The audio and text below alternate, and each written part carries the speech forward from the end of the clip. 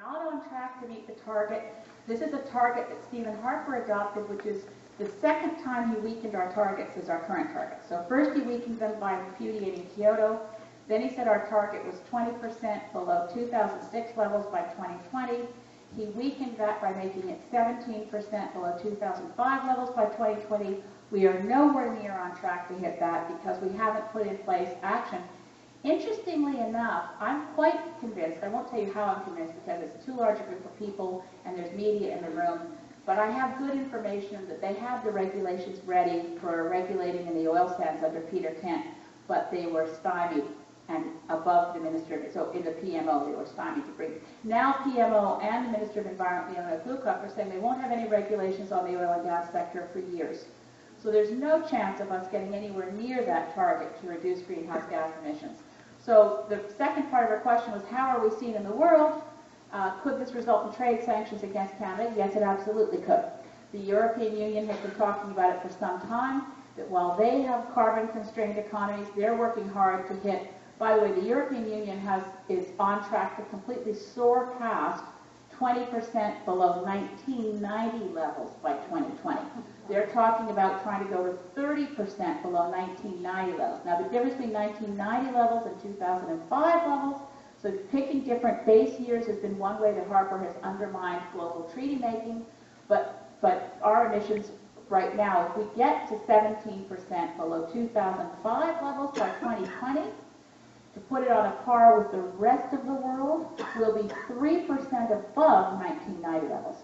Now, 1990 is the base year most countries use, and as I said, European Union is going to be 20% below 1990 levels by 2020. I know it's a lot of statistics.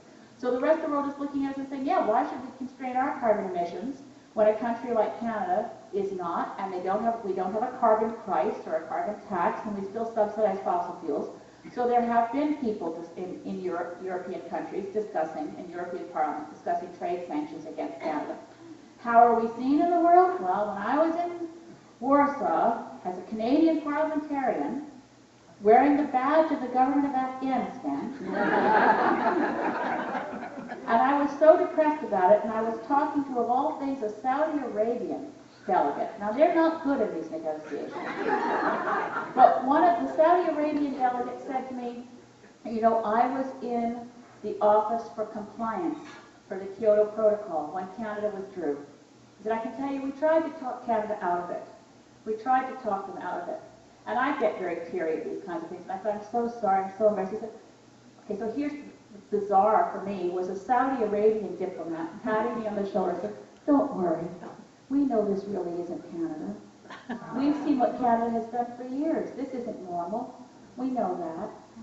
And then Ban Ki-moon's reaction to seeing that I was a representative of the government of Afghanistan, I explained to him, I'm an environmental refugee.